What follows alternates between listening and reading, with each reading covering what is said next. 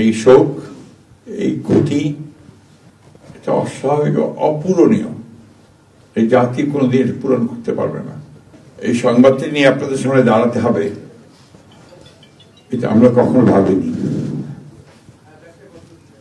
আমরা এবারও আশা করছিলাম ঠিক আগের মতোই আবারও তিনি সুস্থ হয়ে উঠবেন।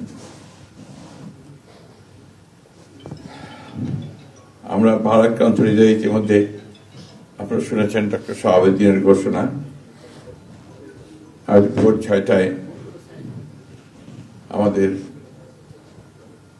গণতন্ত্রের মা, আমাদের অভিভাবক,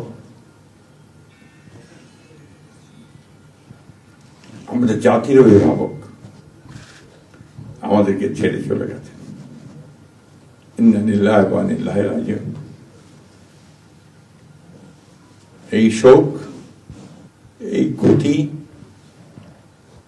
এটা অস্বাভাবিক, অপূরণীয়।